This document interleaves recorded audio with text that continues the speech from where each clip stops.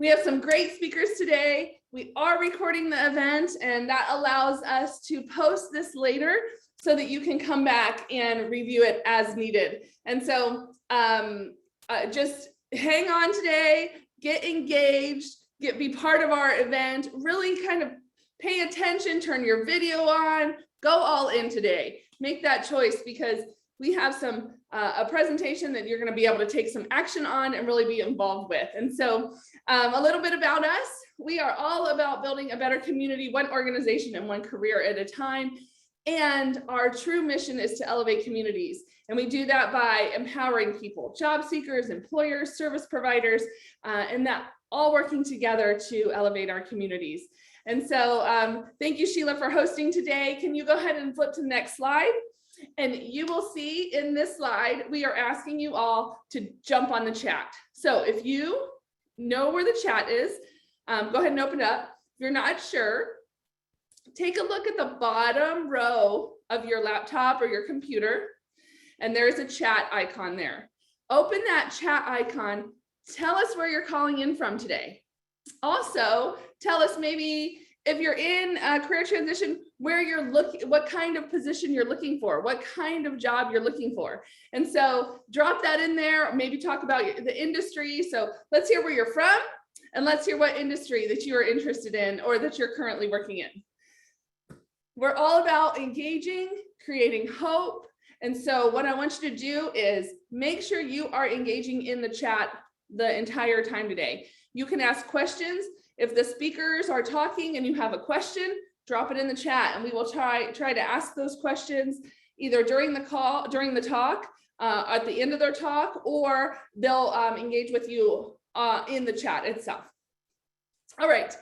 If you want to have the best control of your display, if you could go up to the right-hand part of your screen, there is an option that says View. If you click on Speaker View, it says side-by-side speaker. You click on Speaker View. What that's going to do is allow us to allow you to see the presentation, and then also allow you to see the person that's speaking. So right now, you should see the presentation and probably me in the little box on the right side. And then another kind of tip we have is with your name, you can always rename yourself, and you can put your name and then industry if you would like. And so the way you rename yourself is you go find your picture, and there is a drop down, 3 little dots. Click on that and you can rename yourself right there. And so like I renamed myself Jessica Pierce -- Career Connectors, and you can do that as well. Now at the end of the call today, we have a special time where you can go and meet directly with any of the speakers today. So I encourage you to take notes, to be ready to go and talk to them about questions. If it's a company, maybe jump out to their website and learn a little bit more about them while they're talking. But then you can go to them during the breakout sessions and just have a quick conversation. Maybe you have some questions for Stephanie. Maybe you're interested in the assessment they're giving to you for free this week. And then you can also go talk to a resume writer, a professional certified, they know what they're doing resume writer that can look at your resume, a LinkedIn coach. We have coaches on the line that can walk you through your LinkedIn profile. And so there's a lot of opportunities. We have a guy that does a financial analyst and would love to talk to you about some stuff to help you get set up for the future. And so lots of coaches at the end and ready to go and ready to talk to you. We also have closed captioning available. And so if you look at the bottom of your screen, there is a live transcription option. If you click that, then you will be able to see the live transcription today. Now, I'm also going to encourage you to do something else. One of the ways that we all connect really well together on these calls is by connecting on LinkedIn. We are huge LinkedIn advocates around here. And we know that many, many people network. And that's how networking is really a great way to land a great job. And so what I'd like you to do is drop in your LinkedIn URL. But the way to do that is not just by copying and pasting. You actually need to make it clickable. And so the way you do that is just open a browser, go over to LinkedIn, log in, and then if you click on your picture, that will usually take you to your LinkedIn URL, and you can copy it and paste it, and then we can connect right there. I'm going to do a sample right now, just like that. See how it's blue and clickable? If you paste a link into this chat and it's not blue, then it's not clickable. And so go back out and copy it so that it is actually clickable. And so what this does is I'm inviting any of you on the call today to connect directly with me. Thank you, Amrita. I hope I said that right. I will connect with you, and I hope everyone else does as well.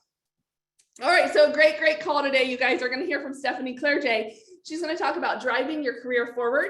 Then we have John Walters from Liberty Mutual, Sean Essine from 1.1. Wait till you guys hear about this company. Crazy cool company.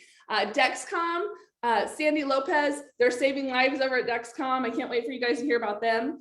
And then also we are going to have those resources, and then we'll breakout rooms at the end. So once you're on the call, do not get off, because you're going to want that time at the end today. All right, so I am so excited to introduce a friend of ours, been a friend of mine for a long time now, and a wonderful lady. Her name is Stephanie Clerge. And Stephanie is a consultant, a coach, and a trainer, and holds the title of Vice President of Training and Consulting at Colby Corp, which is a consulting firm specializing in assessments and interventions that increase individual and collective performance. Stephanie holds an industrial engineering degree from Stanford University and an MBA from Babson College. She completed a coaching certification from the Hudson Institute of Coaching and previously spent 15 years managing teams and developing leaders at Intel, which is where Stephanie and I made our first connection. Actually, it was at our kids' school, but she might tell that story. If not, I'll tell it later. Stephanie, welcome. We are so glad to have you here today. Thank you, Jessica. I'm so excited to be here today. I was, my kids, Jessica was just saying we met, I think it was like at a kindergarten graduation for our kids. And now mine are 12 and 14, and they did not do the dishes like they were supposed to. So I went way back into my mug cabinet, and look what I found here. My Career Connectors mug since before the logo change. So I have been so fortunate to be doing this. Working with Career Connectors as a career coach for a while, and then also as a keynote speaker. So it is always my pleasure to be here. So I'm so excited to be with all of you. And I wanted to start though by talking to the hiring company reps, and I see we have their smiling faces on the screen, and that's exciting. However, I actually have a favor to ask you. Could you guys maybe, I don't know, plug your ears or something? Actually, I was thinking that maybe you could hum something to yourself, like, I don't know, Dolly Parton's 9 to 5, because I'm kind of sick of starting work at 8, would rather work 9 to 5. So just hum to yourself, because I want to talk to the job seekers. All right, so plug your ears, here we go. Hey, job seekers, I have a secret for you. You are in the driver's seat. You want to know why you were in the driver's seat? Because maybe you've heard of this thing that's happening, this little thing called the Great Resignation, or maybe you've heard of it as the Big Quit, or the Great Escape, or the Great Reshuffle, or the Great Retirement, or whatever anybody wants to call it on any given day. But basically, this is the reason why you hold the keys. Because hiring is harder than ever, and there are less workers who are either ready or able to fill positions. And this puts you in the unique position of power when it comes to making career choices. It's a wonderful, magical time, and I'm here to help you figure out exactly what to do with that moment. But I don't really like the name Great Resignation. It sounds kind of like we're all resigned, and I think we should call it the Great Opportunity. Because this isn't a, great whatever you call it. It's not about quitting your job. It's about finding a job that you love. It's about finding a job that is a great fit for you, a job that fits your personal purpose as well as your career goals. It fits your financial goals as well as the culture that you want and your life. Because if there's one thing that we've learned in the past couple of years, it's that life is short and we spend a lot of our time at work. So we need to find work that works for us. So let's get started by talking about how we are going to drive our careers forward. And I have a really simple framework for us today. that is just selecting the right role, actually getting the job once you figured out what role you're interested in, and then being successful at work. In other words, really what I want to talk about is, oh, well, actually, before I keep going, hiring company reps, you can pull whatever cotton or fingers out of your ears. If you haven't already started listening, I saw most of you actually look like you're still listening. I didn't see much plugging of ears, but I'd actually love for you to be a part of this. I'd love for you to come back and listen, because this shouldn't be some big secret, and it shouldn't be some transfer of power. What it actually should be is job seekers and companies and employers coming together. It should be this partnership between employee and employer and the expectations. Or maybe we want to think of it as a time to a great understanding maybe of optimizing the work, the worker, and the workplace. So Jessica read my long bio, but I'm going to tell you more about myself because, you know, I'm a little self-involved. But what I want to tell you a little bit about my story is because I've actually have a little bit of a reason to be here today. One, I've been through a couple career transitions myself. And two, I have lots of experience as a hiring manager. So as Jessica mentioned, I started off like she did at Intel. I was a technical manager in the factory, put on a bunny suit every day for 7 years. And that was a great experience. But then I decided, you know what, maybe I might want to do something different. I want to give myself some more options. So I got my MBA. And it was at that time that I transitioned into more of a project manager role, but I was still managing people, and I was given the scope of hiring for the factories. And it was a 4,000 person organization, and in 1 year, we hired almost 1,000 people. So when I say I have experience hiring people, I have experience hiring people, teams and teams and teams and teams of people getting all kinds of different jobs going. But that was really my first transition at Intel. Then I actually went and got my coaching certification while I was still working at Intel. And after doing that for a few years and working in HR for about a year, I decided, you know what, I want to kind of go out on my own and do this coaching and facilitating and leadership coaching and career coaching on my own. So that was actually my second career transition, moving from being in a big company to kind of hanging my own shingle, finding my own work, and doing more of the work that I loved. And while I had my own business, I did some contract work with an executive recruiting firm, a fantastic firm called Y Scouts that does purpose-based recruiting. And so I got to see the other side of things. I actually, you know, had the LinkedIn account that the recruiters have and can see how all of that worked, and understood by working with senior leaders of organizations exactly what they were looking for and some of the processes that they were using in some smaller companies as well as some large ones. And today, what I do is I work at Colby Corp, and we are essentially HR consultants. We work with individuals, but mostly teams and leaders, in order to help them to optimize their team performance and their leadership success. So wanted to just give you this background as to say, you know, I've been where some of you are trying to figure out, what do you really want to do? Should I stay where I am? Should I move forward? Or I've already decided to do something, but I want to do something else. And I've got a little bit of that other background, which I think can be so helpful in terms of telling you what folks out there are looking for. But I'm actually interested in you and why you are here. So I wanted to do just a really quick poll to find out why you're here. And there's a couple different options that I'm going to give you here. So one is, you know, you're either employed and you're considering a new role, because by the way, I first came to Career Connectors when I still had a job. I kind of escaped one day from my real job and sat down and watched stuff to see how it went. Maybe you've resigned from your career, or you're just feeling resigned and you're ready for a new opportunity. Maybe you're retired and you're looking at that kind of encore career, or what do they call it now? Pro-tirement, and there's some other fancy name for that. But anyway, and then, or maybe there's something else. And if it's something else, feel free to chat in, because I know there's lots and lots of reasons why people come to Career Connectors and why they are looking at making changes in their career. So we're going to keep that poll going for just a little bit. Looks like some of you are still thinking about what you were interested in doing. But it's just really fascinating to kind of see what is in store.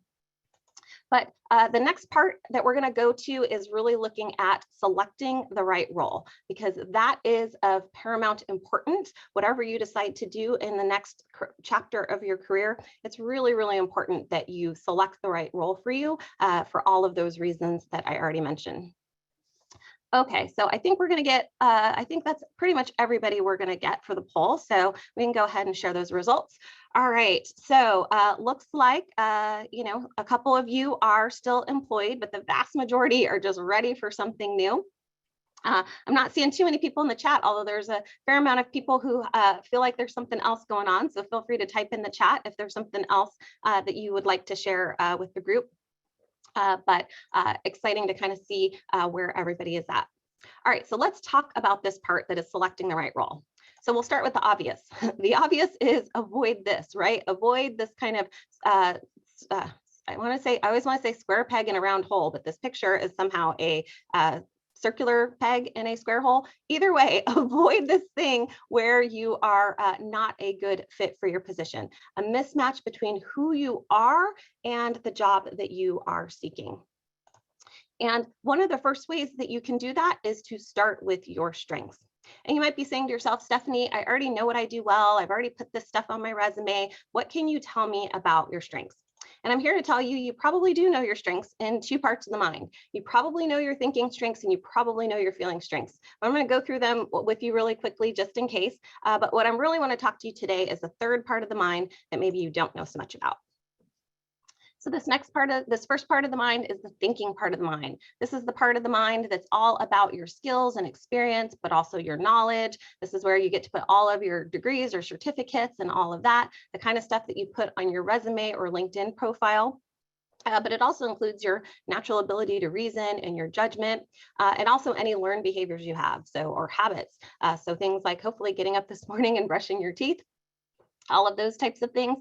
This is all about what you can do or what you're able to do based on your natural intelligence and the skills that you learn over time. So just to show you my example of my my cognitive or my thinking part of the mind. So I have nearly 20 years of people management experience and training skills. I've worked in big corporations, I've worked on my own, and now I work in a small business. And so I have lots of just kind of varied experience. I'm skilled at managing large projects, as I mentioned, you know, getting the factories at Intel up and going and doing all of that hiring and managing that. And then when selecting a career, that means to me, I need to be a part of the decision making and have new areas to learn. So I'm also just really naturally curious and just love just learning new things. And so if I had a job that was just kind of just the same thing over and over and not a chance to branch out and learn, that would not be a good job fit for me. So that's kind of my example, and I hope you're thinking about yours. What are the key skills that you have? And I could go on and on about communication and you know, what it takes to manage and some of my coaching skills and what does it really mean to be a project manager. And you can get very granular with this, and certainly you need to do that as a part of the process. But I just kind of wanted to give you a sample summary, but hopefully you're able to articulate some of your best skills. And this is, though, more than a laundry list. A lot of people start their resume with a big laundry list of skills, but what you really need to get to is the point where you can explain those skills and how you use them, because a lot of people can put, you know, tech savvy, but like, what does that actually mean? When someone says, I know how to use Microsoft, I'm like, okay, so tell me, what's your favorite Microsoft program? And then they might say Excel. And then I said, okay, so what do you do in Excel, right? And so you have to really be able to get down to the level where you're giving some really good examples, especially when you get to the point of interview. But let's move on to the second part of the mind that, as I mentioned, many of you probably know something about, because if you haven't taken an assessment for this one, you certainly maybe get some feedback from people who are around you, because this feeling part of the mind is all about your personality. And there are lots and lots of great assessments for this. There's DISC, which I think, does Career Connector still do some DISC stuff? Yep, great. So definitely take advantage of that. But there's DISC, there's True Colors, there's StrengthsFinder, Enneagram, Myers-Briggs. I mean, there are dozens and dozens and dozens of assessments. These kind of tell you a bit about your personality, about your preferences, what motivates you, what some of your natural emotional states will be. Some of them even tell you about your values. So there's all kinds of things. And if you aren't taking a actual assessment for this, then you certainly want to get some feedback. And we'll talk about that a little bit later when we talk about being successful in the job, because it's really important to know how your personality affects how you do your job and also how you're perceived in your job. But this part of the mind is all about what you want to do based on your feeling part of the mind or the affective. And so giving you an example for me, for my feeling part of the mind. So I am naturally curious, as I mentioned, but I enjoy leadership and training positions because I love being the expert and educating others. And so I love kind of being in the position to kind of impart information. I remember ever since I was a little girl, I would go to, presentations with my mom or church or wherever. And I was always kind of taking two sets of notes, one on the content and one on how the presenter presented, because I always knew that someday I would be doing some of this kind of work.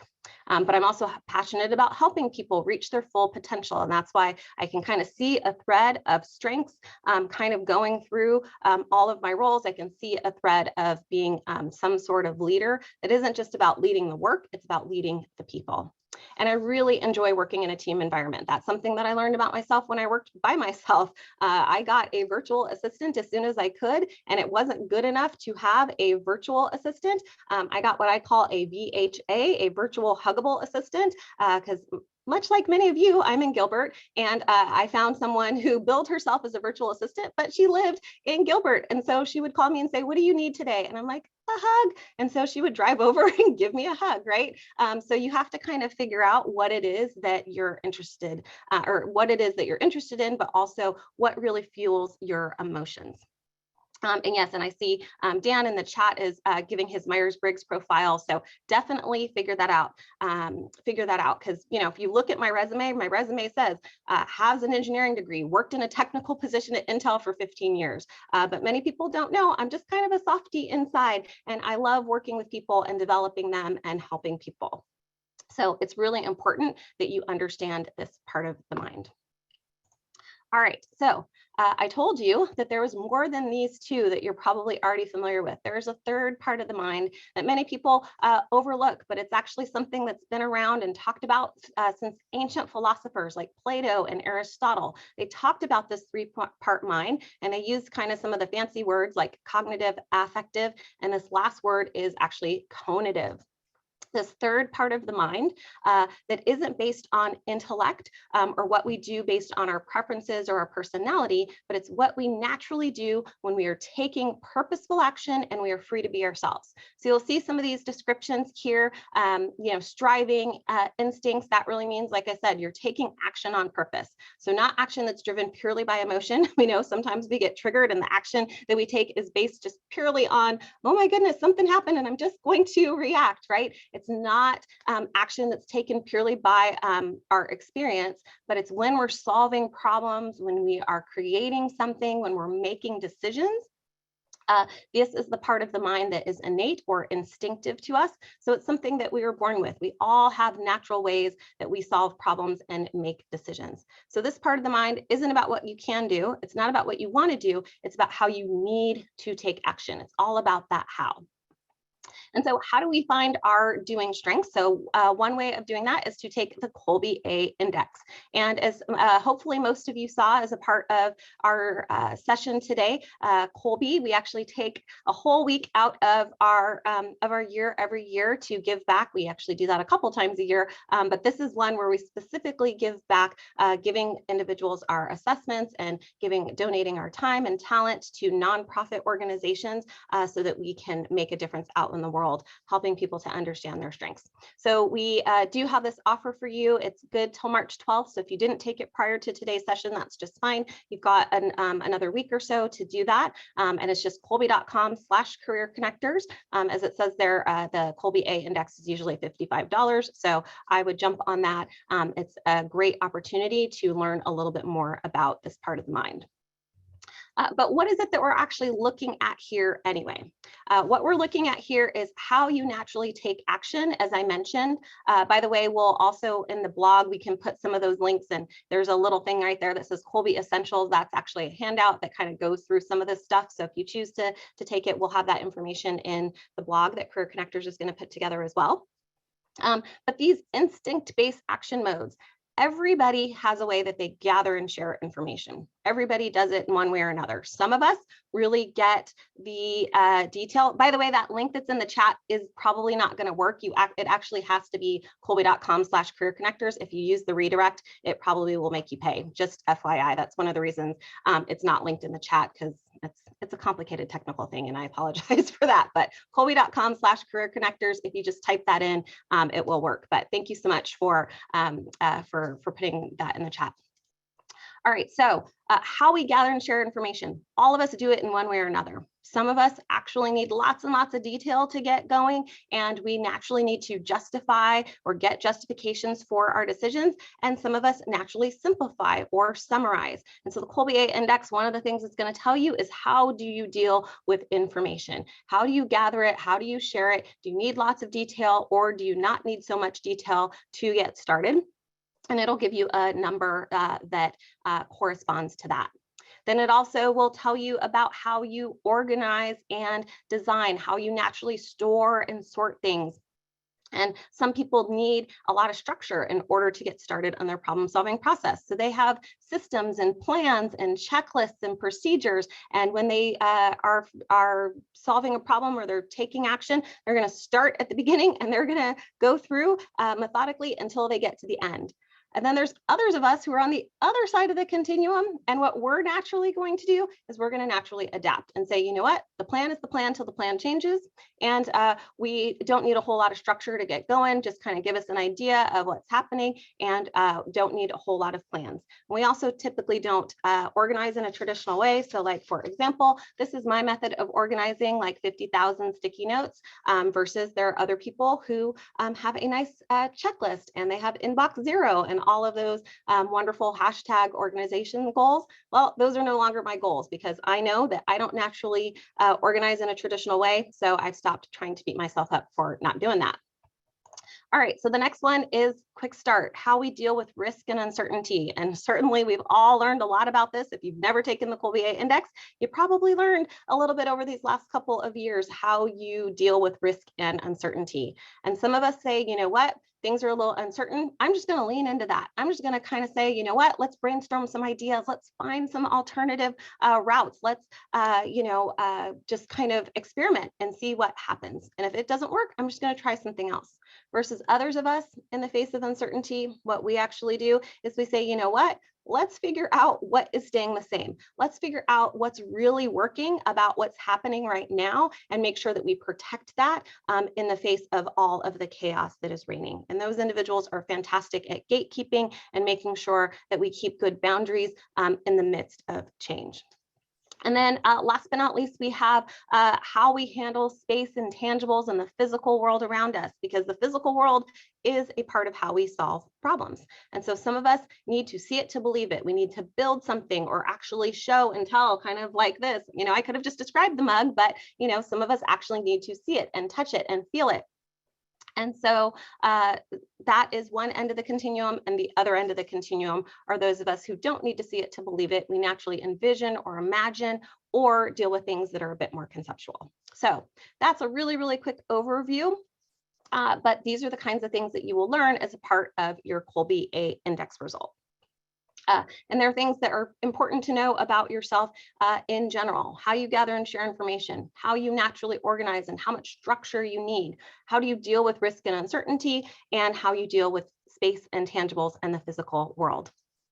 So what the Kolbe A Index actually ends up giving you 12 strengths that are possible, and you're capable of doing any of these 12 things. So even though I naturally specify, I naturally dig into the details, I can simplify, right? I can get down to just the bottom line. But if I were free to be myself, I would naturally research. You know, I'm the person who's going to go and dig into the reviews for something on Amazon before I buy it. I'm going to go, you know, 2 or 3 pages deep into the reviews versus some other people are just gonna, go with what looks like it's 5 stars and hope for the best, right? So it's really important to know that you can do any of these things, but you have 4 that are most natural to you. So a little bit more of an example here. I naturally solve problems. You can kind of see my numbers there, which is, by the way, the same numbers that are next to my name on my picture there. I always do that when I'm in Zoom. So people who are familiar with Kolbe can know my Kolbe result. But my numbers are 8363. And by the way, it does not matter what your numbers end up being, whether you have more 2s or 5s or 10s or 7s, they are all strengths. All of them are strengths. So, don't start trying to add them up and say, she's got more than me or what have you. None of that matters. We just use the numbers to kind of figure out where you are on the continuum and figure out who your best partners might be. But I naturally solve problems by dealing with the unknowns, right? That 6 in quick start means that I deal with things that are unknown by really facilitating change. And I deal with complex problems. That's kind of what that 8 in fact finder. Complexity is really something that I kind of dig into. And I find ways to enhance it. But I'm going to look for systems that already exist versus creating systems of my own. But I'm also going to try some alternatives and visualize the most efficient way that I can fit that solution into an existing process or system versus creating that from scratch, because I don't naturally create processes or systems or structure. So it's really important that I know this about myself and I can use some of this information as a job seeker. Once you get your Kolbe A index results, there's a nice little couple phrases that you can steal from very easily at the very top of your result when you look at the printed result. So lots of good stuff there, and we're going to put some more information about Kolbe in the blog. But the point of this section is to make sure you understand your strengths in all 3 parts of the mind. So your skills, your personality, and your natural way of problem solving in order to select the right job, because all 3 of these things are what's important. So now we've kind of figured out what do we have to offer and how does that kind of play into our role. Let's talk about how we get the job. So here's a little bit about 3 parts of the mind in the job search. The first thing you want to start saying is some of these questions we just started to answer, right? What are you skilled at doing? Or what skills can you obtain? The last year when I was here for Career Connectors, I did a whole thing on the future of work and what jobs were really most useful to kind of start thinking about and what jobs might be going away due to automation, right? So you really need to start thinking about not just what skills you have now, but what are some of the skills for the future? And we'll talk a little bit about that in just a minute.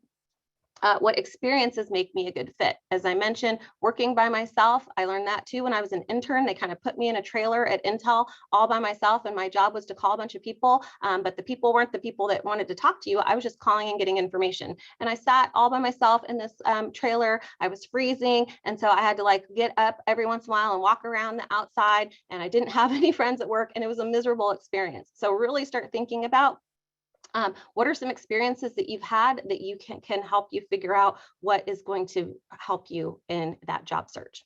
The next thing is, what do I not enjoy doing, right? Or what do I enjoy doing? So you kind of need to look at things both ways, because sometimes things that don't go well can be our best teachers. What aspects of my personality fit a future job? So for example, even though I love speaking, I'm actually an introvert. And so when, there are, we have at Kolbe Corp, we've got a sales team, and after presentations, I will try to sneak out the back and really leave it to the sales team to be the one that mingles. But people maybe wouldn't guess that about me because I'm so bubbly when I'm on a stage. And then what aspects of the company culture are really appealing to me? Some people really like kind of a more laid back, friendly, let's, whatever it is that people do now, play cornhole or, have a foosball table at work. They like that kind of fun, playful atmosphere. And some people really like that, type A, driven, kind of like those Intel days, Jessica. So for some people really need that kind of a company culture. Some companies these days are actually talking about things like empathy and love. And some people really gravitate towards that. And some people that makes them nauseous. So figure out what it is that is really going to work for you. And then in that doing part of the mind, you want to figure out okay, so you know yourself in 3 parts of the mind. How am I actually going to articulate this stuff to a interviewer? Because it's not enough to get the assessment results. It's not enough to go get your DISC. It's not enough to go get your Colby or Myers-Briggs or whatever it is. Be like, okay, done. And some, some folks don't know the jargon, right? So somebody said, I'm an INFJ. And some people are going to stare at you like, what planet did you come from, right? So you need to be able to explain what the heck does that mean? And do my strengths in this conative or doing part of the mind, how do they fit the job description? So if these days when I look at a job description and it says things like, you will organize information and create processes and procedures and whatever, I'm like, no, thank you. Now, I'm smart enough to do all of that. I did a bunch of that at Intel for a lot of years, but I always kind of deep down inside knew that something was a little bit off, right? I could do it, but it was painful. It was not a fun experience for me. So now when I look at job descriptions, I kind of know what to look for to make sure that I'm not in a position that is going to steal my energy versus giving me energy. And then, which really falls with that last question, am I free to be myself in this position? Is there enough freedom to do things the way that I need to do them? Or am I going to be forced into doing things in a specific way that doesn't fit to my strengths? All right. So what are some of your tools for figuring some of this out? So, and start thinking, because we're actually going to do a poll about this in just a minute, but what are some of the tools that we have? Clearly, we have resumes and cover letters. We've got our LinkedIn profiles, which I saw some of you putting in the chat, and that's fantastic. We've got our network, which is a far, far underrated tool, right? So especially it used to be that, you could just go apply for jobs. And back in the day, some of us may be old enough to remember that you used to be able to look in the newspaper and circle jobs. But one of the best ways to get a new job has always been to have a network of people, and specifically a network of people that you've worked with before. I mean, they can be friends and that's fantastic, but one of the best ways to get a good network is to volunteer. Just like at Career Connectors, you get to meet lots of different people in a cross section of different places.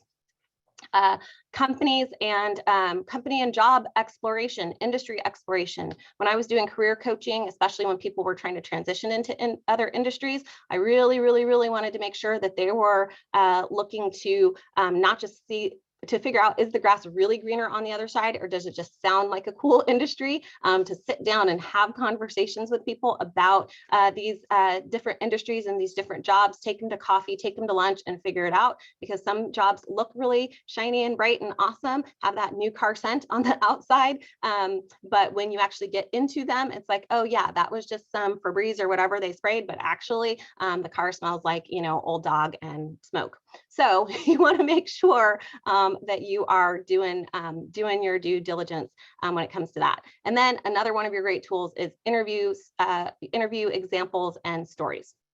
So we're going to do a little quick poll here, but my question to you is, which of your tools do you need to collaborate or calibrate or sharpen, right? So you've got all these tools in your toolbox. Which are the ones that you really would most like to enhance?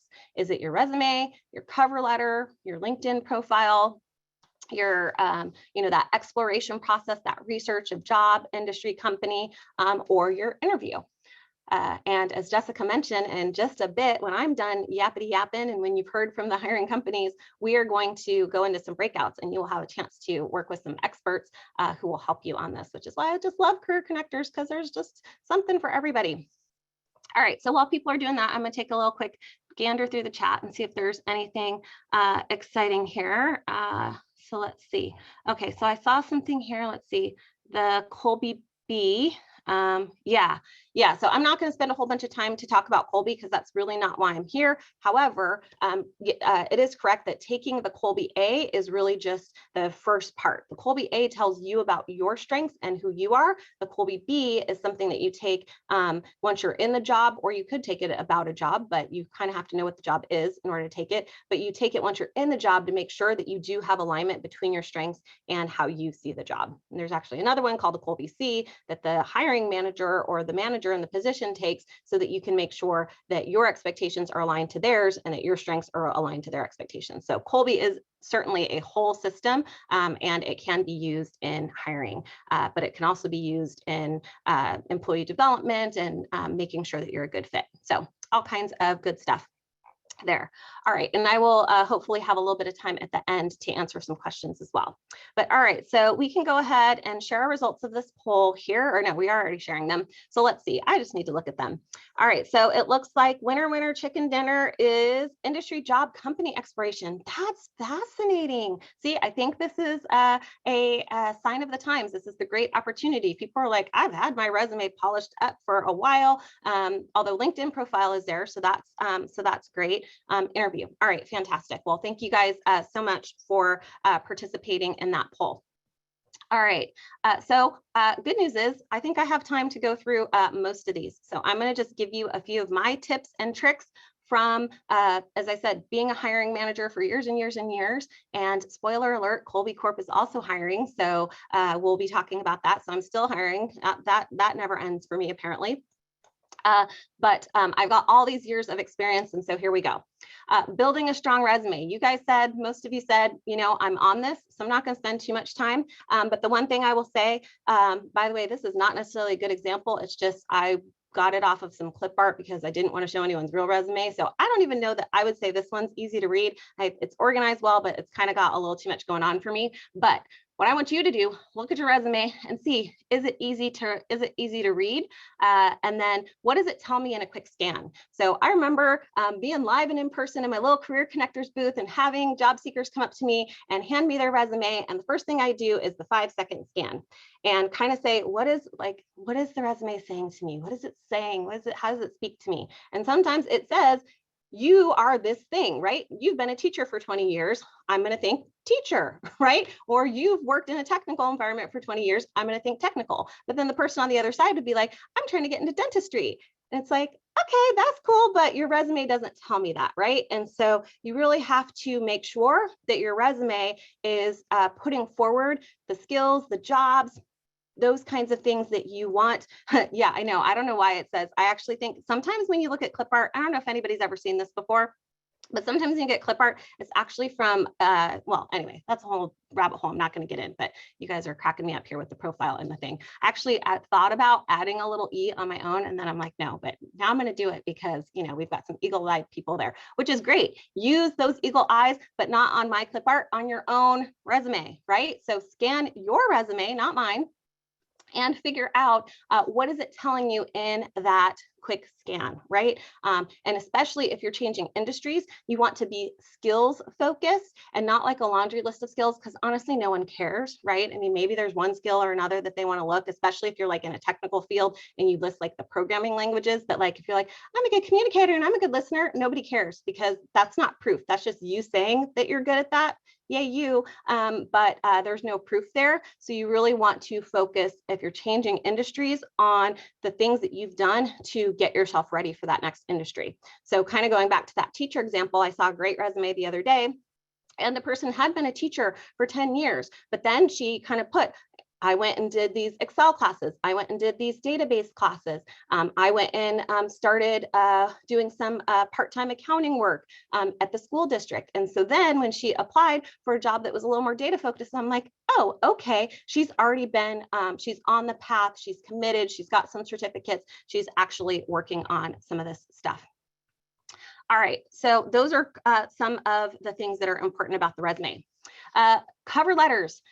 Cover letters are not dead. Now, caveat to this, they may be dead if you are applying to a humongous company, and you company representatives can tell me later, because I know some of you are big companies. You can tell me if you look at them or not. So if they're going into a big company's database, they might go into a black hole. But certainly if you are working with if you're applying for smaller companies, cover letters are not dead.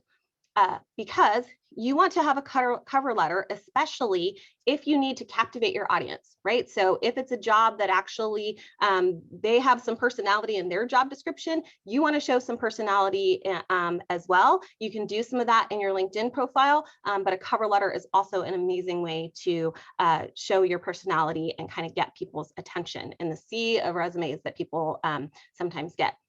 But also, it's really helpful if you want to control the message, clarify a situation, or customize a response, right? So if maybe you don't have exactly the skill set that they're looking for, or there's something that maybe is a little off or questionable, maybe you have a gap in your career history, maybe you know that when they do the credit, because by the way, companies are doing credit checks these days for some positions, maybe you know there's something in your credit history, or there's something else that you really need to get on top of and get ahead of. You really want to use the cover letter to do that. Oh, and thank you. Dexcom is saying they don't look at cover letters. And by the way, I don't look at cover letters either in general. The way I use cover letters is if I've got a couple of resumes and I'm trying to decide between this one and that one, if you've taken the time to write a customized cover letter, that's going to give me bonus points. And B, if you say something cool in a cover letter. I literally just hired somebody the other day. She is working at Colby Corp right now, doing hard work. And she talked about, she didn't have a whole lot of experience, but it was an entry-level position. But she talked about how she led her college track team and all of the leadership skills that she used there. And it was an entry-level position. And I had a bunch of resumes that were kind of like, okay, they could all do the job. And I chose her because she was really able to articulate some of those softer skills. So a lot of times cover letters aren't going to be looked at in all areas. Your resume really has to jump out there first, but then the cover letter can be that secondary. LinkedIn, good news is LinkedIn kind of tells you what to do. They'll tell you if your profile is missing something. So that's a good thing. In the summary, you want to show a little bit of your personality. So your resume should be kind of just the facts, ma'am, but your LinkedIn profile, you can kind of say some interesting stuff. Like, for example, I say in my LinkedIn profile that I've been told I'm an ocean boiler. And most people are like, what are you talking about? But I will get a lot of people who will message me and say, well, what are you talking about and what's happening? And I'll explain to them. My manager said that to me. She's like, Stephanie, you can't boil the whole ocean. You just got to get one pot and try to boil just one pot. We're making one pot of spaghetti here, not trying to boil the whole ocean, right? And I could have said, you know, just one piece of the pie, right? But I wanted to be a little more provocative, and it works for the people that it works for, and for the people who it doesn't, I don't care. All right. Have well-written recommendations by the right people. So this one is a lot of people do a good job of getting some of these recommendations, but then they go, but then people change jobs. So I had this amazing recommendation from someone who was a vice president at Cisco Systems, and she said some great things about me as a speaker and a coach, and then she changed jobs, and now she's a real estate agent. There's nothing wrong with being a real estate agent, but that's just not what I wanted to have as a recommendation. So you got to look through your recommendations, because when your recommenders change jobs, that's what shows up as the recommendation is from, right? I wish her well in her real estate career. It's a fantastic career, but I needed recommendations at the time from big companies, right? So kind of just pay attention to all the details of that, refresh those things every once in a while. Make sure your contact email's in there. It drove me crazy when the only way I could communicate with someone was through LinkedIn's InMail. I really wanted to make sure that there was a contact email in there. So make sure you do that. Make sure you're actually looking and responding to emails if someone does reach out to you, and then be a part of relevant groups and follow relevant individuals or companies, things that are a part of the industry you want to be in. And that's especially true if the industry you're in right now isn't the industry you want to be in. So if you're moving to healthcare, start following a couple things in healthcare, because by the way, on the other side of LinkedIn, the part that you don't see, they can look at everything. Their keyword searches can pull up everything, including the people that you're following. And so sometimes, you know, I would find all sorts of interesting goodies of things that people were following that would kind of make me know they were into this or into that, that maybe they hadn't put on their typical LinkedIn. So bottom line is keep your LinkedIn updated. So I know a bunch of you said, you know, how do we look for some of the industry and career stuff? One of the things you want to do is have questions to ask. One of my biggest pet peeves, you know, this is something, if we're talking about driving our career, do not hit the brakes by going to an interview situation and not knowing the company. you need to scour the website. And I'm sorry, because some of you might get your Colby results and find out you are a 3 in fact finder, which means you naturally skim information. Guess what? In this case, you don't get to skim. This is where you got to power through and really look at the website, try to get an idea of the values, get an idea of what some of their products and solutions are. Because if someone comes to interview and they're like, yeah, your job description looked kind of cool, but I don't know much about you. It's like, yep, nope. Because in order to be successful working in our company, you actually have to be committed to knowing a little bit more about it. So you don't have to know everything. You don't need to just go in there and spout off a bunch of facts, but you want to be able to show that you are knowledgeable. And so if you have a list of companies that you're interested in, go and do a little research on your top 3 to 5 companies, or certainly before you walk into that interview room. The other thing is, if you can't describe why you want the job or why you'd be a good fit, that's one of the first couple questions I always ask. Why do you think you're a good fit for this job? And so you have to have an answer to that question, because the questions only get harder after that. So that is really kind of a table stakes question. Why do you think that you would be a good fit? Or why do you want to work at this company? Or why, what interests you about this job? It can come in 1,000 different flavors. But certainly you want to make sure you can articulate that. And then the other pet peeve is when people aren't prepared with questions, because I will say, do you have any questions? And yes, that is sometimes a stalling technique so that I can take a sip of water. But also, I actually want to know that you have questions. I want to know that you've actually thought about this, that this is something interesting to you. You've seen something on the website. I love it when people ask, things like, what are some of the challenges in the first 90 days of this role, right? Those are great questions. Or what are some of the things that are on the company's plan moving forward? Or how does this team work with other teams in the organization? So there's tons of good questions. And by the way, it's 2022, so you can just Google good questions to ask in interviews, and they're already out there. So go do that. You do not lose points for being well rehearsed. You gain points for being well rehearsed. Just don't sound well rehearsed. And I know it's kind of a weird thing, but you can figure it out. I have faith in you. Because also remember, you are interviewing them as much as they are interviewing you. So you want to make sure that you're asking your questions. What about this part of the company culture? If you're not actually inside, what does this look like? So if it's important to you that there are windows and there's like light inside, or if it's important to you that you get to work from home a couple of days, all those kinds of things you want to ask about them, because you don't want to find out about them 10 years into the interview process. Because some interviews take a long time. We will sometimes have people interview with 3 or 4 different people, and we're a tiny little company, but we want to make sure we get it right. And so you should want to make sure you get it right too. All right, get your story straight. Make sure you can talk about your work history, why you left. So that's the other thing I do when I'm scanning through a resume. If people are job hopping, which is so much more common these days than it used to be, I just want to make sure I know why, because hopefully it's because you're trying to find the right thing, not because all of your employers hate you, right? So you got to kind of make sure that you're able to tell people why you left, what are some of your accomplishments in each role. If you have some gaps, what are some things that happen, caring for children or sick loved ones is certainly a thing that everybody kind of understands just a bit better. Thank you, pandemic. All right, and then be prepared for all sorts of interview questions, because it's always great when you have this nice one-on-one rapport with an interviewer, but sometimes they're panel interviews, and sometimes they're technical interviews, and sometimes they're behavioral interviews. So just kind of get yourself together and kind of, I actually have a playlist that I listen to before I speak. I have a playlist that I listen to before I do something. So get your interview playlist going, get pumped up and be ready to go. But I suggest that you have at least 3 different stories that kind of you can flex for different situations so that you can answer those tell me about a time when type questions. So scan through your resume, look for some of the things that you said you did, and then make sure you can tell a story about it. Otherwise, people are going to think that you just put stuff on the resume. All right, so I am going to not spend too much time on this part because this is Career Connectors and it's really about finding a job. However, I did want to say just a few things about being successful at work. And one of the things that I wanted to talk about is evaluating your contributions. So make sure when you're in the job, or if you're still in the job and you're thinking about leaving, get feedback from people before you go. Make sure you understand, what was your reputation? Are you easy to work with? What would others say about you?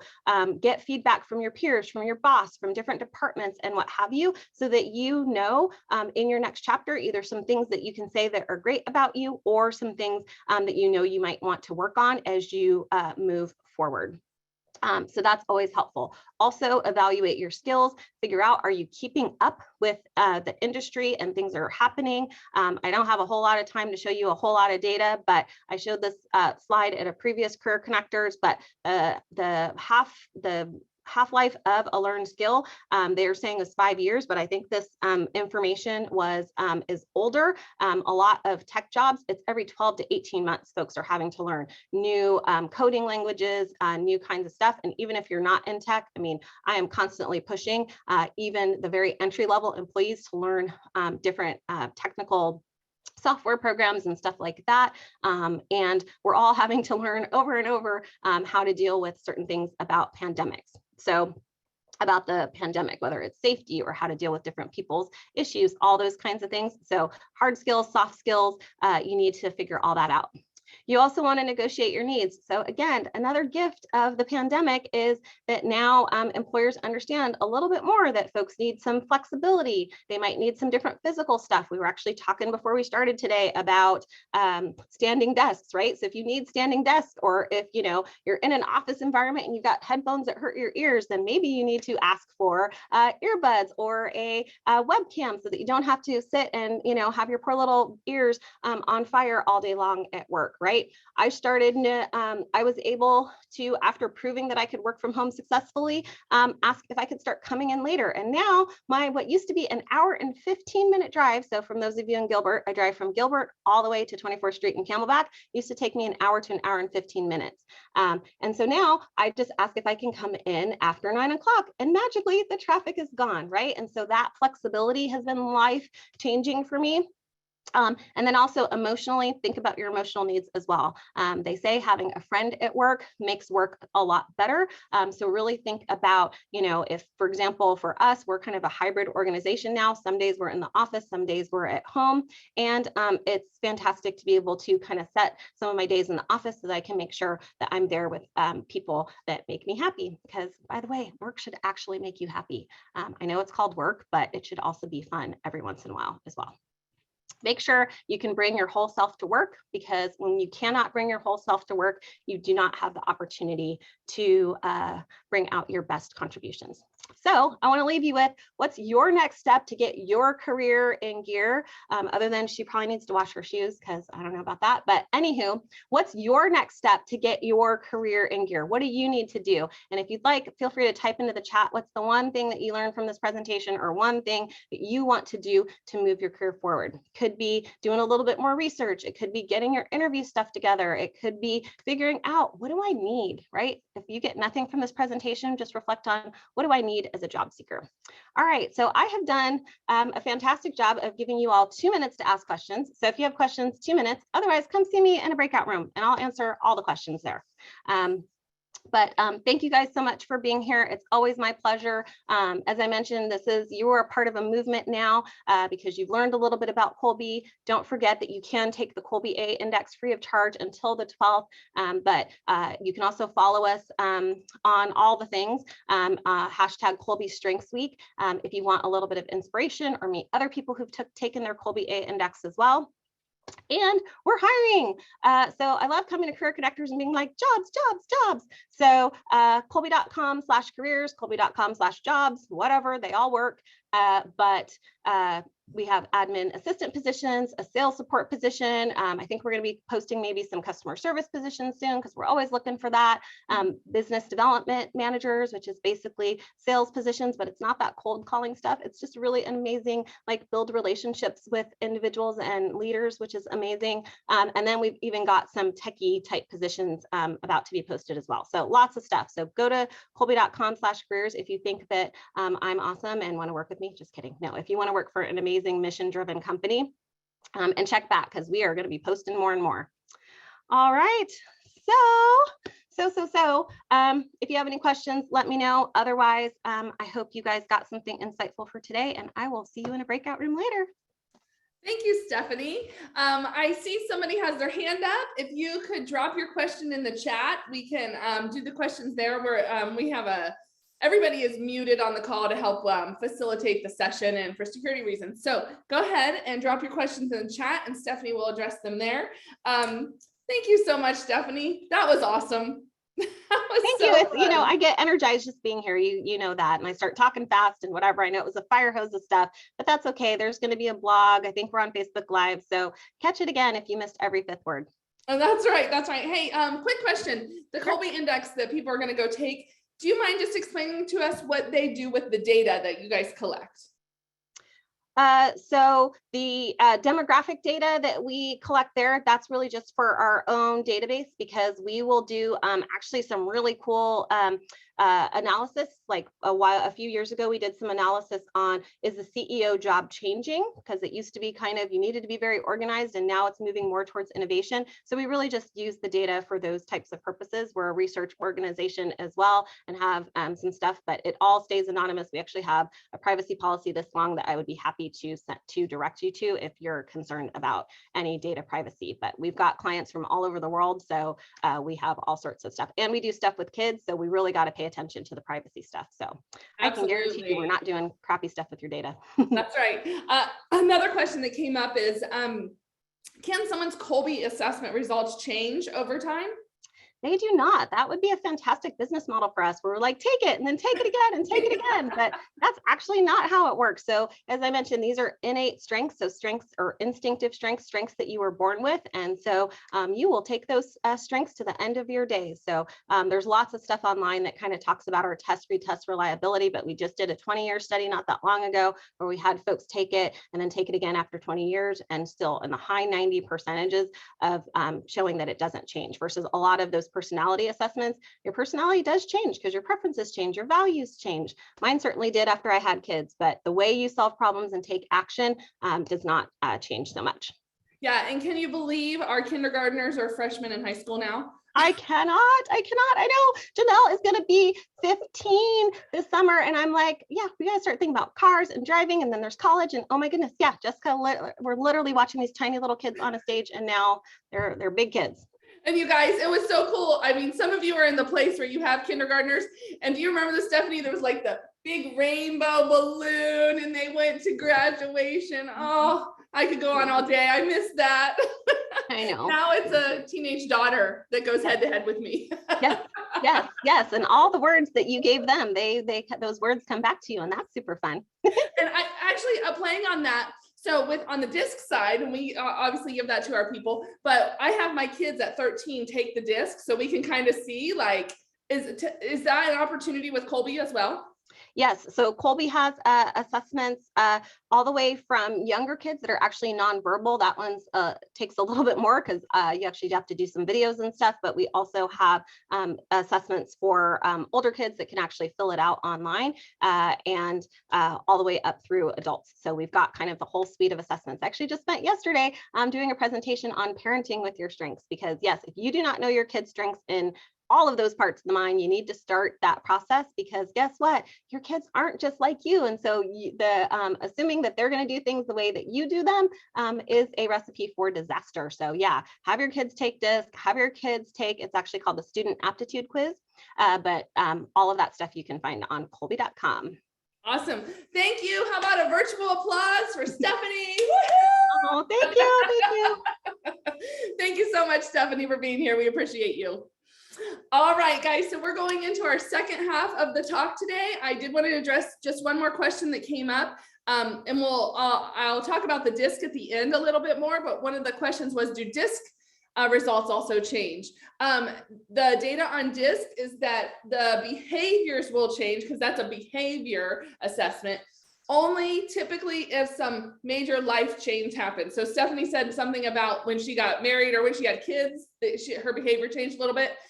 So sometimes those major life events will have behavior change, and behavior is again on DISC. So anyway, all right, John Walters, we are so excited to have you back. You guys hang on to your seats, because John's another great one with tons of energy. He is currently a sales director at Liberty Mutual Insurance, overseeing multiple retail brokerage operations in Arizona and Utah. With over 25 years in the risk management industry, John has had the opportunity to see and experience the amazing changes that the industry has undertaken. He has been on the front lines, piloting new products and innovations to move the industry forward. Liberty Mutual recognized his innovation with the prestigious President's Award. John currently serves on the State of Arizona Workforce Council and chairs the subcommittee on measurement. He spent 20 years in the U.S. Army after enlisting a field medic. He completed officer candidate school and moved into cavalry operations. And John's career includes a tour in Iraq, where he was awarded the Bronze Star. That's amazing. You guys, I know some people hear insurance or finance industries and they check out. I am telling you, this is one of the top industries in Arizona, and there are so many great opportunities in this, and it's not just a one career industry. So please help me welcome John Walter. Yeah, I really appreciate it. Thank you so much. As we get ready to kick off, I got to tell you, if I'm reading my audience right, I heard a recent survey, 40%, because I like to round up, 7 out of 18 people want to hear about the industry and the company. So I'm going to dive into 2 of those today for you. We'll tap into the jobs a little bit later. But the one thing I really want you to hear is what Jessica just said, is amazing industry in our state alone, because who cares about the other states? In Arizona, over 60,000 jobs in the insurance industry. And that's from carriers, which is something like Liberty Mutual, to other opportunities within more mom and pop or small agencies also. So if you put it all together, huge amount of jobs, great lifestyle, great standard of living among this whole industry. But we're going to dive into some of that good stuff. I'll throw you some data, throw you some stats. When it's all said and done, what I loved about what Stephanie said is you were drinking from a fire hose that she fed you, right? We're going to throw a fire hose at you too. But you know what? The water's going to be so good and you'll be like, yum, this is amazing. So as we dive into the first slide, the great pandemic, great resignation, all those good things, and I call it great for a reason, is a lot of us change and we're better for it. Our industry is no different. You can kind of look at Liberty Mutual going, tell me about their company. That's kind of where we're going. These are different awards that we've been given because it's an amazing place to work. Back to, is this the right culture for me? We spend a ton of time interviewing candidates just as much as they interview us, and the cultural fit is huge. And so as you kind of think about, can I bring my authentic self to work? Something we talk about all the time. Absolutely. That's why a place like Liberty Mutual is an amazing place for lots of people to work. And the last piece I want to share on that is the reason I've been here for 25 plus years is it's probably the only organization I've ever been to that literally can meet all the generational needs and grow with you. Growth is huge. We hear that a lot. Most people that I interview left their prior role because they hit the ceiling and there was the growth opportunities, the development side of the house. And as we really dive into it, you're going to go, wow, huge growth opportunities. So as we hit that next slide, we're going to go like exciting stuff. If you think about growth, 50,000 employees, 5 continents. If you guys could talk, I would quiz you on which continent are we not in. Usually takes a few minutes, depends on how many majors do we have that study the continents, but it's Antarctica if you weren't quite ready for that question. But that tells you a ton. It's not a bragging moment, it's a moment of where in the world do you want to work? Not a Carmen Sandiego reference, but literally a reference to where in the world do you want to work? And is there an opportunity? 50,000, all kinds of jobs. Today, I spent a little bit more time on sales because, well, that's what I love. So you can know my conscious bias, as we like to call them, because we don't have a lot of unconscious ones. They're just out there. So we spend our time diving into sales, but sales is only about 3,000 jobs out of 50,000. So again, not a big percent. As we roll to the next slide, as we're really going to be spending some time on who's Liberty Mutual. And again, this slide's not a bragging slide. What this slide screams to you, hopefully, is stability. Perfect. I'm not going to go somewhere and the company's not going to exist tomorrow. Billion-dollar company on the growth. We just recently purchased a organization called State Auto for several $billion. So Liberty Mutual has also grown. That was actually effective March 1st, so literally the other day. So again, when you think about places do I want to go and put my roots down, is the stability piece there? Do they have that? The other perk that organizations like this have, amazing benefits, right? We think about the medical, the dental, COVID time off, things like that. All that comes into play when you're with much larger organizations. As we transition to the next slide, you'll see we have an amazing culture. This is probably my favorite slide. I'm going to park here for a minute because I love this slide, but we really spend a ton of time serving, right? If you look at the top right-hand corner, serving is a Liberty Mutual program where we literally, instead of going to our offices, we check out for the day and go serve. My favorite place is probably Feed My Starving Children. It's one of those things that's just a ton of fun if you've never been there, but we'll go to places like that or St. Mary's Food Bank and spend the day as a team, literally just volunteering. The other side of it is the give. Liberty Mutual matches 50 cents on the dollar. So for every place that we donate money through our payroll, Liberty turns around on the back end and matches 50 cents on the dollar. So you think you gave a buck to somebody, that's great, super generous, but now we're giving $1.50, even better. And so again, organizations that you care about, we give you that time to go serve at them. And we also help back you financially to make that organization grow that much further. And if you give me a quick click, the other thing that you hear and kind of popular is ERGs, employee resource groups. That's kind of like the wave of current. And the reason I mention this to you is you see dates, 2014, 15, 16. That's when we started doing these. So again, ERGs aren't new to us. This is something as a culture we've been doing for quite a while because culture is so important to bring your authentic self to work. But when you have a large organization, where's my roots? How do I feel like I'm part of something? That's what the ERGs do for you, where someone like myself, Valor, is terrific. So somebody who kind of understands that military side of the world and how we talk and do our thing, which is weird to others, I can own that. And too many acronyms for you, I can own that. But I got people just like me.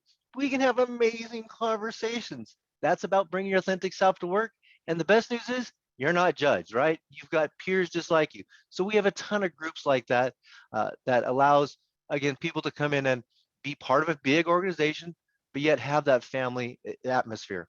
As we roll to the next slide, because I promised 10 minutes and they always go, are you sure, John? I go, I got you, 10 minutes. This is kind of back to the slide of, we want you, do you want us, right? Is this going to be a marriage, happy? We're all about that. A couple bullets worth highlighting. The very first one, drive and enthusiasm. Seriously, who wants to work with a miserable person, right? If you're miserable, seriously, I got some great places I can recommend you go to, but we want people with drive and enthusiasm, loving life, right? Because if you think about it, we're customer facing, we're having a heck of a good time. So you need to bring that fun, positive energy. Obviously, communication, kind of that next bullet, is always important because you need to be able to share what you need to, where you're trying to go, share what you want to do. And the last one is goals. I know sometimes people think goal orientation is somewhat outdated. Trust me, the best performers out there still set goals. They work towards it. The difference is now they've figured out how to balance that family side, that life side, and really bring it all together, right? Instead of just my business goals, we have a much more holistic approach to things. So I think we definitely would be remiss if we didn't mention that. As we do a click on to the last slide, this is the important slide. This is, John, love ya. How do I get a hold of you? Because Liberty Mutual's got to be where the cool people are. Insurance screams fun, so let's do it. And then the last thing I want to share with you is when you talk about lifestyles. In our world, it's a great lifestyle. I can tell you on the sales side of the house, Mr. and Mrs. Average who shows up their first year, it's a six-figure job. If you're one of our top performers, it's $1 million job. So as you kind of start thinking about the industry going, is it a good lifestyle? I'm like, yeah, it's a very good lifestyle. You will be rewarded for exactly the effort you put in, which is absolutely amazing. And the last piece I'll share with you is the growth, nonstop growth opportunities. For those from a tech world, what we like to claim is we are a tech company that just happens to sell insurance because there's so much technology in what we do today. But I'm excited for some breakout groups and we'll be connecting very soon. So please remember John Walters, Liberty Mutual. Let's connect. Thank you, John. Thank you so much for sharing about Liberty Mutual. We really appreciate you being here today. And so jump in the breakout room if you have questions for him. All right, we're going to move on to Sean Essien with 1.1. You guys are going to love this organization. Sean serves as the Vice President of Human Resources and for 1.1, an agricultural technology company specializing in vertical farming technology. She has over 20 years of experience serving the needs of people and businesses and knows how to develop relationships and sustaining relationships. She is passionate about aiding people in reaching their maximum potential and assisting organizations in reaching their goals. She uses her experience as an attorney in human resources, consulting, and executive coaching to change for the better the lives of those whom she interacts. She has worked across multiple industries and helped attract and develop and retain talent and people for these companies. And she is viewed as a strategic partner to C-suite executives and individual leaders. She's a graduate of Morgan State University and the University of Baltimore School of Law, and has several designations, including her SHRM designation. And she has also obtained her coaching certification from an Association for Talent Development. She also continues to maintain her law license. So very talented and just a wonderful lady that I just had the pleasure of recently meeting. So please help me welcome Sean to our call today. Thank you so much, Jessica. Thank you. I'm so thrilled to be here with you all today. It's always weird to hear yourself your experiences reflected to you. So thank you for doing that. I kind of pat myself on the back. I'm like, I did all that stuff. But I get to speak to today a bunch of people who are doing, I'm sure, amazing things and are looking forward to doing other amazing things in their life. And I want to tell you about 1.1 because we may be able to join those two forces and do some wonderful stuff together.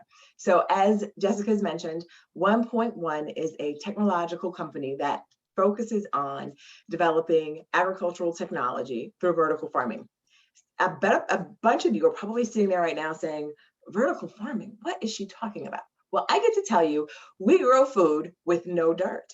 We grow food in warehouses, and it is edible and delicious, and it's going to help feed 1.1 billion people. So let me give you a little bit of background about who we are and what we've done. Again, our focus is to grow food, to grow the medicines, and to help to discover some genetics through plants that can help kind of improve the world that we all are a part of. Our focus, to feed 1.1 billion people. Thank you for moving. Our A team consists of wonderful founders, both John and Sam Bertram. They're brothers, they're from Australia, two very innovative gentlemen with engineering backgrounds, and Alon Moritz, who has a wonderful background in finance and business development. These are the leaders of our company who are helping to push our mission forward. If I can get to the next slide. I'm going to talk to you a little bit about our values, but I want to let you know just a little bit of the history of the company, but I wanted to leave it on this slide so that as I'm talking to you about the history of our company, you can see how these things come to play. We were founded in 2017 by the two brothers, John and Sam, who came and said, we have 1.1 billion people who are malnourished or hungry in the world. What can we do to solve this problem? And they looked around and they said, we know some really talented, extremely educated, really forward-thinking people. Let's figure this out. And they said, let's start to think about, how do we grow the food? How do we help to nourish those people? What can we do? And they developed the technology that allows us to vertical farm and to produce wonderful produce that can be produced in food deserts, that can be produced in any environment within a warehouse. And we supply both the technology as well as the know-how to create that. We're based on the values of integrity, collaboration, and a determination to succeed, as well as being comfortable with change. As a startup, that says a whole bunch right there. We are brand new, but we are working hard and we are determined to succeed. We have been striving forward through our Series A and through our current Series B funding. We have investors that come from everywhere from Cal Giant to Conrad Riggs of Survivor. All of these people believe in the mission and have funded the organization and are willing to help push us forward. We've grown from an organization that was founded with 5 people to an organization now that has 73 and growing. Integrity, collaboration, determination to succeed, and being adaptable are just the core values that we all exhibit every day, and it's a part of our culture at OPO. If I could get the next slide. I wanted to spend some time telling you guys about our culture, because as much as I cannot say as much as John did, that we've been around for a very, very long time, but I can say very similar to John and Liberty Mutual is that we value culture over everything, because we understand when our employees come to work, they bring their whole selves. And for us to meet the types of goals, the altruistic goals that we have, in order for us to get there, we need our employees completely vested. And that means we have to completely vest in them. And so our culture is a linchpin of everything that we do. We make sure sure that we're supporting that in every way possible at OPO. And one of the things that we value is to make sure that we are making a difference in the areas that we're a part of. We're a company, although founded in San Jose, we recently did move to Avondale, Arizona. So we're there now, and we're super excited about that. And because of that, we want to make sure that we're creating partnerships with local communities, which is one of the reasons that we got connected to Career Connectors, is we want to make sure that we're partnering with agencies and organizations in the area to help promote the area itself, and as well to make sure that we're being a valuable member of our community. It means a lot to us to be able to do that. And so we're always looking for altruistic ways to do that. We allow our employees volunteer programs. Again, we've just started in our Avondale office. We've been up and running there now for about 7 months, and we are looking for continued opportunities to be able to expand and ways to give back.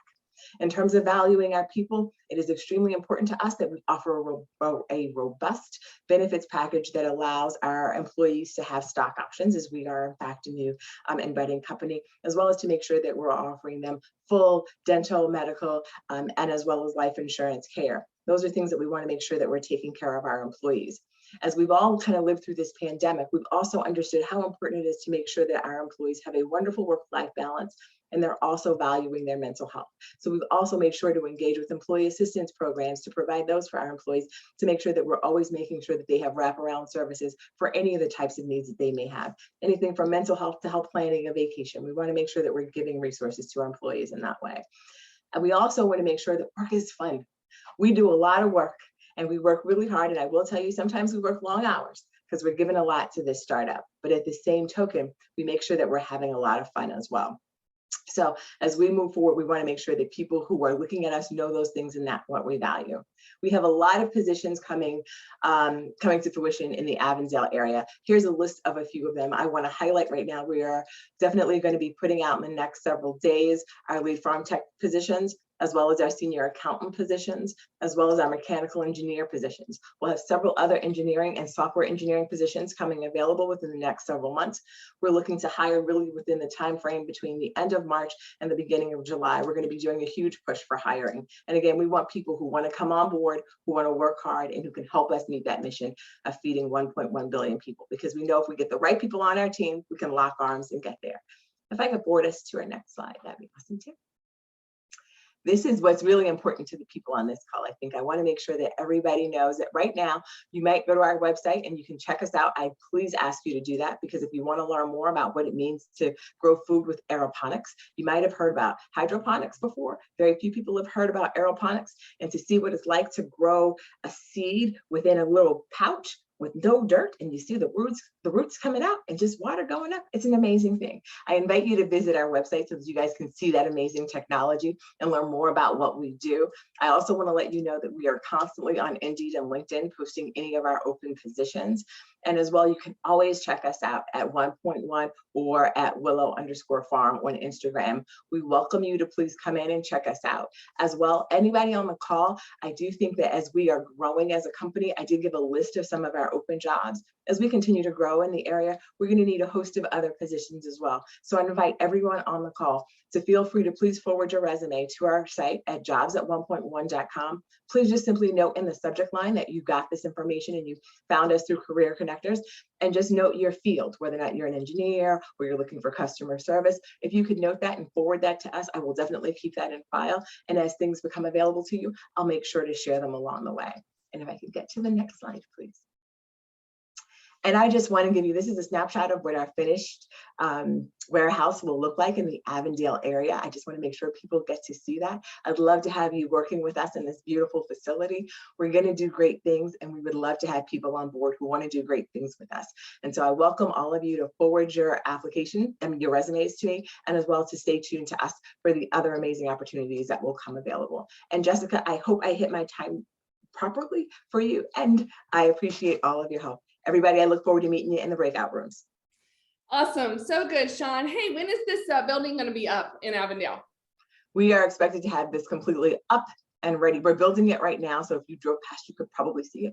But we are going to have it up and ready to go full force by June. That's our plan. Construction, it's construction. So fingers crossed for everything up and going by June. Yeah. You might melt when you come out here from Maryland in June, just so you know. I was there in September. I was there in September and it was still like 100 degrees, something very, very different for me. But I was also there last month and I thought, oh, this is the best place in the world to live because I come from snow. So Yes. I can take the heat. I can take the heat. Hey, so everyone, make sure you forward your resumes off to Sean. Hey, Sean, just a quick thing. When you go into the 1.1.com website and you click careers, when you go to the career job board, it's down right now. And I apologize for that. I have talked to our tech. They did it today because I told them I need to make sure that everything was up today and they're actually working on it. So if you guys can give us probably about another day, because it might take Robin a second, but she is working to get that up so we have everything on for all of our open positions. I do appreciate that. And if you have any questions, feel free to shoot to that email. I get that comes directly to me and I'll make sure to respond to you guys for sure. Awesome. I love when our recruiters and hiring managers are like, send it to me. I'll just get it directly to me because then you know you have a contact and someone's looking at it. So thanks again. We're so glad you guys are here and are growing in the West Valley in Avondale. All right, you guys, we are going to move on. So we have had just some great companies today. You know, we have Liberty Mutual, who is helping insure people that are that have lots of needs. You know, we all need insurance. We have a company that's feeding people, and now we have another company that's saving people's lives. It's really a cool day to be here. So let me introduce you to Sandy Lopez. She is a recruiter for Dexcom. She's been in the recruitment industry for over 20 years, ultimately gaining experience in business services, college sourcing, and recruiting at a variety of levels. And as a recruiter, her goal is to build strong long-term relationships with candidates and community partners. And she's always striving to help people find careers rather than a job. So Sandy is here today. Michaela is in the chat answering some questions as well, and they'll both be in the breakout room. Welcome, Sandy Lopez. Hi, thank you for having us. Yes, so I'm a recruiter for Dexcom and Michaela is here with us as well. She's a manager for talent acquisition. Next slide. So we were founded in 1999. Our headquarters is located in San Diego. We have manufacturing logistics here in Mesa, and then we are in several other countries as well. We develop, manufacture, and distribute continuous glucose monitoring systems for diabetes management. Our whole focus is a better outcome for our patients, delivering solutions and empowering our community to take control of diabetes. Next slide. So Dexcom culture, we have an amazing environment. We work hard, but we also play hard. We have every day different food trucks that come in and see us. The other day I was in the building and I received tokens from the security guard to go out and get great cupcakes from one of those vendors, free of charge. It was exciting. We also have fun days like Hawaiian Shirt Fridays. We do contests and competitions amongst our departments. In our break rooms and our lunch areas, we have computers set up for us to utilize. But I think one of the unique things and fun things that Dexcom does that's kind of different is we celebrate Halloween. And when I say we celebrate Halloween, we really celebrate Halloween.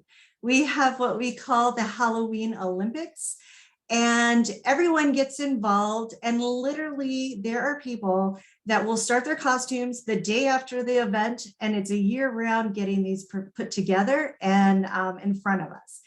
We also bring in our families, our pets. This year we did it virtual, and someone had their fish in a costume. I don't know how that happened, but it was cool, unique, and we give prizes. It's something to see. I cannot tell you, it is one of the best events we put on, and our employees just love it and look forward to it. We're diverse and inclusive. This year, Forbes recognized us as one of the best employers for diversity, and we ranked 66 out of 500. I know next year we'll climb higher, and we're heading to #1 in regards to that. Our patients are always first. We are always focused on what we can do to improve their lives and to improve the providers and caregivers that support them. We also are very fast-paced and a challenging environment. We're leaders in the diabetic management, so we are always moving forward and creating something new. This year, we're rolling out our G7 unit, which is even faster, better, and better to use for our patients. We're involving and optimistic. We literally live for improving the diabetic world and community. That is our goal, to support and improve individuals' lives and expand that. So it's something that we completely support. Next slide.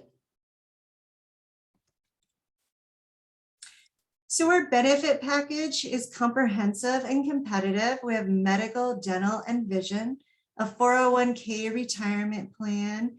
We have 5 days of sick pay, 3 weeks of vacation, 2 floating holidays, work-life balance. We have floaters. We have people that work just at home. We have people that work in our facilities. And we have flex time and no meeting Fridays. Definitely something to join in on, the no meeting Fridays. We have competitive pay, and I can tell you from start to bottom, our CEO to our manufacturing floors, we are so supportive and engaging as employees. We really do support each other in what we're doing, and we believe in our mission. So we're always there to build each other up and do things to assist us in moving forward in our careers. Next slide. We are currently hiring manufacturing, engineering, and quality. Some of the positions we have open are supervisor manufacturing. We are looking to hire for our manufacturing associates second shift. We are a 24-hour company, so we do work 12 hours, and we do have 2 different night shifts that we run. Managers for our manufacturing, we have a senior staff processing engineer position, a senior hardware engineering position, hardware engineering 2, quality inspection 1, quality analyst 3, and our senior global transportation analyst. You can find all of these on our career page at career.dexcom, and just put in Mesa, you'll find every single one of those positions listed. I hope you'll join us in the chat room so we could talk more about what we do and a little more about that Halloween event. You'll love it. I love that. That's so great. Thank you, Sandy. We really appreciate you guys being here today. Thanks. All right, so I want to go over a couple things, and then we were going to launch into our breakout sessions. If you have any feedback for us, we would love to hear it. And you can just shoot an email out to contact@careerconnectors.org. If you're looking for a specific company and we can try and get them out, if you have feedback on our speakers today, we would love to hear from you. So shoot us an email. We are so grateful to all of our partners. So here are some of them today. Some of them are here, and we just are grateful for your support, whether it be financial support or your trade support with us. We so appreciate it. Thank you. All right, so we've talked a lot today about assessments. We do provide the DISC assessment. It is through one of our partnerships with Top Talent Consulting. You can go to careerconnectors.org/DISC, or you can just go to the resources section on the website under Job Seeker, and you will find the DISC assessment there. A 24-page report will get sent to you right after you take this. It will take you about 15-20 minutes to take, and this one is based on behavior style. And so the way you communicate, your ideal work environment, those kind of things is what you're going to see on this assessment. The cool thing about the assessment world is you can have many different tools to utilize and be able to use them all for different purposes and learn a lot about yourself. And then today we also have Sherry, who is helping us write the recap blog. And so that should be up within the next week or so. And we actually write out the content from the event today and post it onto our event recap blog site. You can also go back and see all of the other recaps that we've done. We also take this webinar that we're recording right now, and we post that out on our website, and that will be up by tomorrow. And so you can see, you can go back and look back at any of the stuff from Stephanie from our hiring companies that you would like, as well as previous events. All of them for the last 2 years are posted out there. All right, we have some really cool events coming up, you guys. So March 31st, so we have a couple weeks off from actual events, but March 31st, we have our Red Hot Resume. This is one of our most, I would say, attended events in the year. Typically, we have a panel of resume writers, the experts, that will be in this panel, and I will be engaging with them, asking questions. And so if you have any specific questions you'd like to ask these ladies, there are 4 women that will be on the panel, shoot them over to us and we will incorporate that into our asking, because we know that everyone gives a different opinion when it comes to resumes. And so we're going to have the experts in the room in navigating that and answering some questions and helping you understand how to best get through the applicant tracking system. And an applicant tracking system is typically what most companies will use when they're hiring and when they're bringing resumes in. We will have Exact Pay, American Express, and the Entrepreneur Source as our hiring companies on that day. Then on Tuesday, November 12th, another really great event we do, this one specific to veterans.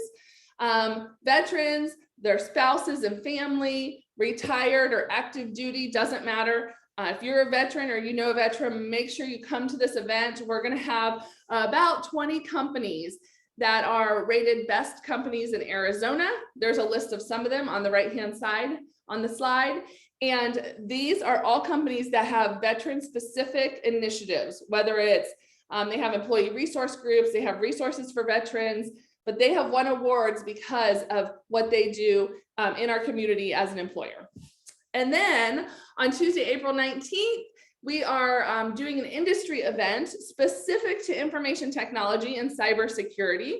Even if you aren't specifically in that industry, you are welcome to attend, because all of these companies have many jobs. They're not just IT jobs, but this one we will be bringing in people who have a lot of IT information and jobs openings. So you can see some of them, eBacon, who knew, Accenture, USAA, Nationwide, and etc. So you can look at our event schedule anytime and get the information for our events.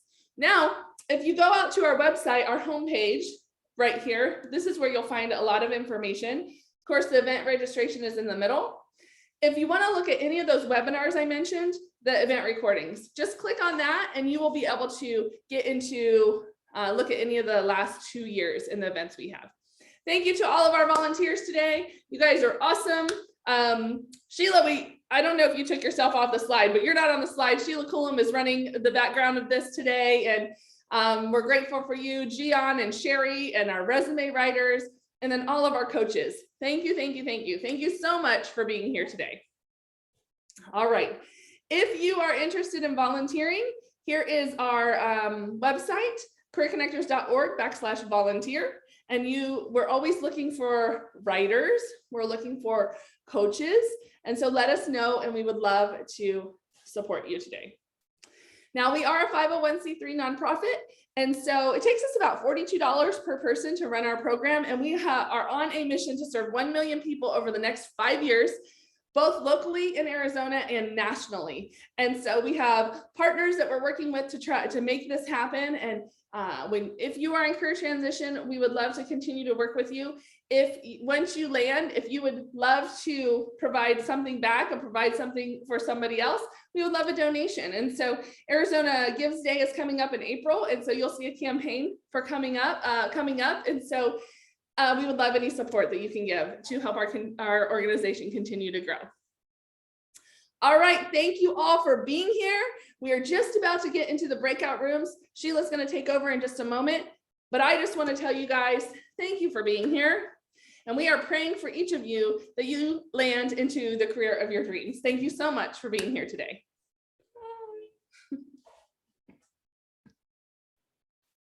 Okay, well, this has been a really fun day for my and can everybody hear me okay? Yeah, okay. So this shows a listing of everybody who's here for breakout rooms, and I think all of our speakers stayed, which is awesome. And then we also have some amazing coaches. I think probably the next slide is just going to show you. Yep, here's how breakout rooms will look when they start. Okay, when a host opens breakout rooms, allowing participants to choose which one to go in, down in your toolbar, you're going to see the breakout room icon pop up like this, and a little message says join a breakout room.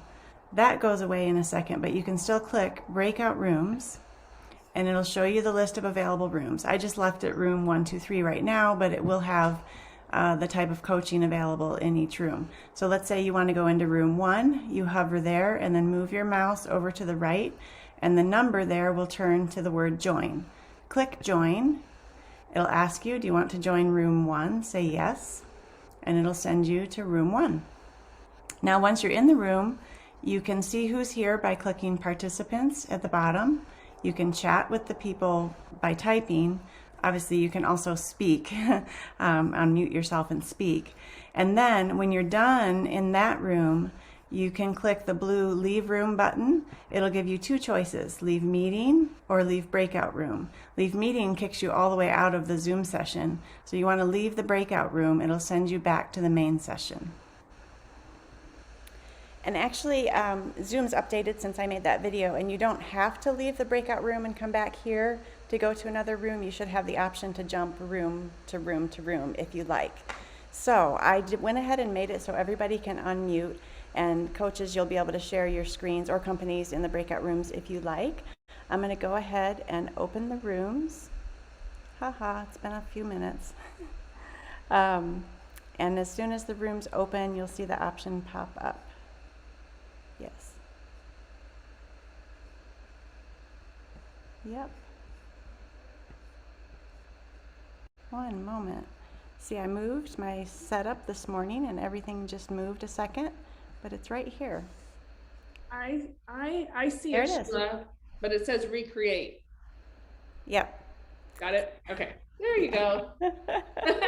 Like I said, everything moved on me this morning, so it took me an extra minute, but the rooms should be open. And first what we'll do is make sure that all of our room hosts get to their rooms. So Stephanie, do you see your breakout room to jump into? Looks like she went. Yep, okay, I see. And Sean, are you on your way to your room? Perfect, thank you. Looks like, okay. So Yep. if you do need any help getting to your room, you can go ahead and type in the chat, or you can unmute yourself here if you like. The chat's a little bit easier because then we can see who is asking for what. Let's see, how's it going? It looks like. Thank you, Sheila. Yep, it looks like people are moving. So if you, whoa, I'm still on. If you don't know how to get into your room, just let us know. Type it in the chat, and we will send you off to the right room. But it looks like people are moving. Good.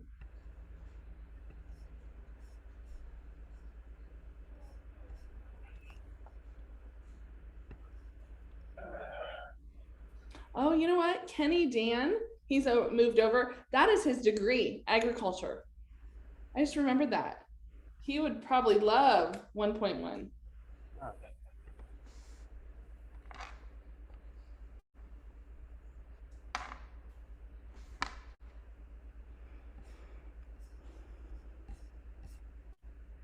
good. Everybody's gone. Manuel, would you do you have a room you would like to go to that we can help you out with?